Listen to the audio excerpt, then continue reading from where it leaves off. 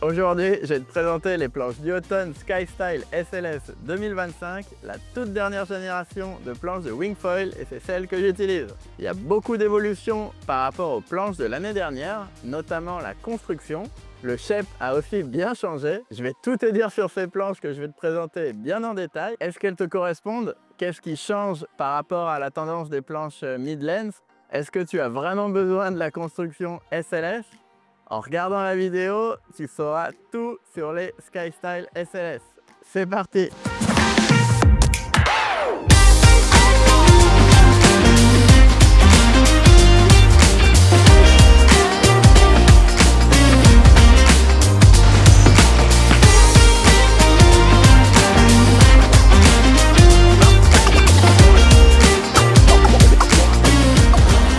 Avant de commencer déjà, pense bien à t'abonner à ma chaîne, à liker la vidéo et à me suivre aussi sur mes différents réseaux sociaux. C'est le meilleur moyen de me soutenir et de me permettre de continuer à faire de belles vidéos comme celle-ci. Si tu as des questions particulières sur les Skystyle SLS, n'hésite pas dans les commentaires, je réponds à tout le monde. Les Skystyle SLS, c'est les planches vraiment haut de gamme de chez Duotone, telles que le team utilise, aussi bien en vague qu'en freestyle.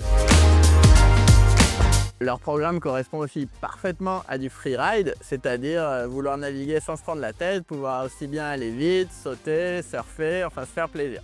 Elles ont été développées donc pour être le plus maniable possible, à la fois au surf ou en freestyle, et il fallait aussi qu'elles soient très solides pour résister aux impacts. Et justement, ce qui a le plus changé en 2025, c'est la construction. On le sent bien au toucher, tu dois même l'entendre là, elles sont plus dures. Et elles sont vraiment plus costauds que l'année dernière. Et en les portant, on se rend compte tout de suite aussi qu'en plus, elles sont plus légères. La 4.7 est annoncée à 4,8 kg, alors que la 4.9, 65 litres, elle est annoncée à 5,2 kg. Plus léger que ça, à mon avis, ce serait trop fragile. Là, c'est déjà super agréable sous les pieds en navigation. Et on sent vraiment la différence par rapport aux planches 2024. La fabrication SLS, qui signifie Strong Light Superior, le haut de gamme de chez Duotone, consiste en un sandwich biax carbone PVC, à la fois donc très léger et solide. C'est la meilleure construction disponible à ce jour sur le marché. C'est fait de la même façon qu'un custom avec le carbone apparent pour gagner encore un peu plus de poids. Les boîtiers pour fixer le foil sont maintenant aussi en carbone. Avant c'était en plastique dur et rien qu'avec ça on gagne déjà 200 grammes. A noter, ils ont été légèrement avancés pour mieux s'adapter à d'autres foils du marché. On a toujours le même pad intégral, super efficace. Il y a une vis de décompression en Gore-Tex, donc ça signifie que l'air peut sortir mais l'eau ne rentre pas et donc c'est super pratique si tu prends l'avion par exemple ou si la planche reste en plein soleil dans une voiture avec de fortes températures, il n'y a rien à faire. La planche est livrée avec 3 straps super confortables. À noter qu'il y a 3 positions pour les régler à l'avant et à l'arrière, avec double insert sur l'arrière. C'est-à-dire que de chaque côté du strap à l'arrière, tu peux avoir 2 vis pour vraiment bien le bloquer et être sûr que ça ne vrille pas, notamment quand tu es en position toe side. Ou tu peux faire comme moi aussi, le désaxer un petit peu, le mettre un peu plus sur le côté. On appelle ça en position offset pour avoir un peu plus de contrôle dans les courbes, notamment au surf. Les Skystyle SLS sont disponibles en 8 tailles différentes, de 95 à 25 litres, tous les 10 litres. A noter que la 95 litres est nouvelle dans la gamme SLS, ainsi que les 35 et 25 litres qui vont être plus destinés aux kids. Le shape des Skystyle SLS a donc lui aussi bien évolué. Les planches sont un peu plus fines en épaisseur, alors que le nose et le tail ont gagné un peu de largeur. On garde donc le même volume pour les mêmes tailles et largeurs au mètre beau, mais avec un nose et un tail légèrement plus larges et une épaisseur globale de la planche légèrement plus fine. Et le but de tout ça, donc, c'est de gagner encore un peu en contrôle en navigation. On est un peu plus proche du foil. On a aussi un peu plus de stabilité à l'arrêt, notamment quand la planche coule légèrement. L'idée aussi, c'est de pouvoir décoller plus facilement et d'avoir encore un meilleur repop, cette capacité à redécoller juste après un saut, juste après une réception. Le rocker a lui aussi été légèrement augmenté pour plus de réactivité dans les vagues notamment, mais aussi encore plus d'amplitude pour les pops en freestyle. Les rails plus arrondis pardonnent encore un peu plus les touchettes et permettent de garder du contrôle et de la stabilité encore un peu plus facilement. La répartition du volume est donc légèrement différente et le fait d'avoir un peu plus de volume à l'arrière permettra de décoller encore plus facilement, plus rapidement, en traînant moins d'eau. Le pont est toujours bien creusé, encore un peu plus que sur le modèle 2024, avec toujours comme but d'avoir plus de contrôle, plus de connexion avec le foil. La carène a bien évolué également avec un léger double concave sur le nose pour faciliter le décollage et les repops, qui évolue ensuite vers un plat pour vraiment bien glisser et décoller facilement.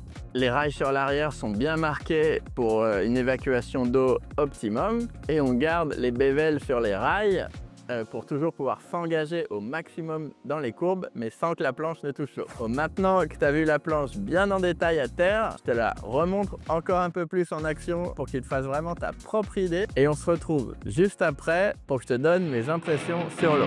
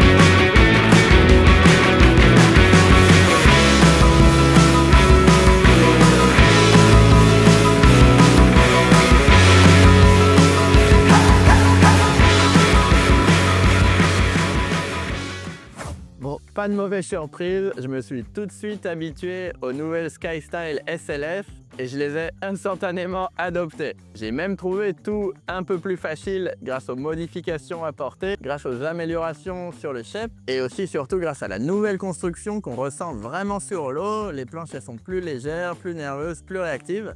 Et ça, je pense vraiment que n'importe quel rider, peu importe le niveau, s'en rendra compte. L'année dernière, moi j'avoue, j'aimais pas trop utiliser la 65 litres, je la trouvais un peu lourde, j'avais un peu de mal à faire certaines figures avec. Mais cette année, je suis super content parce que par exemple, j'arrive maintenant à faire les backflips sur le plat, même quand le vent est léger, dans le petit temps, avec donc la 65 litres, alors que l'année dernière, j'avais un peu de mal parce que je trouvais la planche justement un peu trop lourde. J'avais un peu peur aussi cette année que la largeur plus importante au pied arrière me gêne un peu au surf, mais en fait pas du tout, c'est hyper confortable, c'est plus facile de décoller vraiment.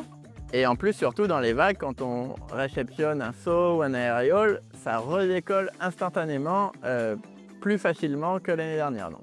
Et en plus, le fait que la planche soit un peu plus fine aussi, ça apporte un peu plus de contrôle, c'est un peu plus facile à driver. On est un peu plus précis au surf grâce à ça, je trouve. Même si ce n'est pas des planches faites vraiment pour débuter, ça reste un shape hyper sain, hyper facile et c'est des planches qui pourront plaire quand même à la très grande majorité des wingfoilers. Par rapport au Skybreed, donc les planches mid-length du automne, les SkyStyle SLS, elles vont décoller un peu moins facilement, un tout petit peu moins vite.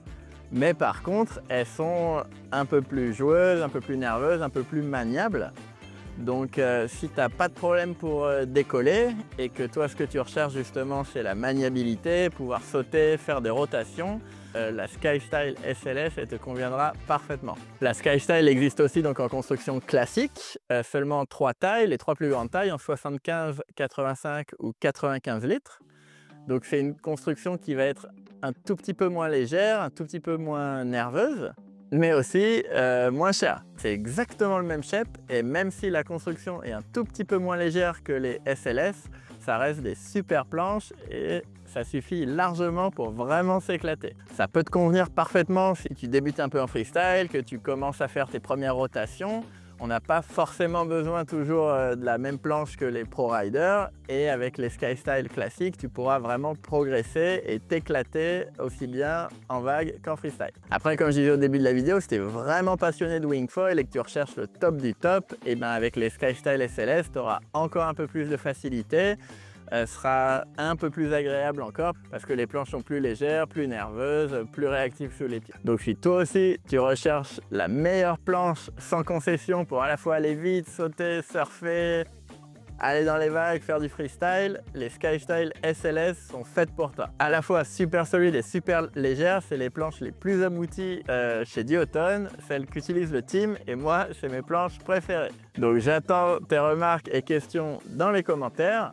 Si tu veux savoir exactement les modèles que j'utilise, dans quelles conditions, comment je les règle, je t'invite à regarder la vidéo que j'ai faite de présentation de mon Quiver 2025. Je te mets le lien en description. N'oublie pas de t'abonner à la chaîne pour être sûr de ne pas rater les prochaines vidéos. D'ici là, bon ride et à très vite. Ah!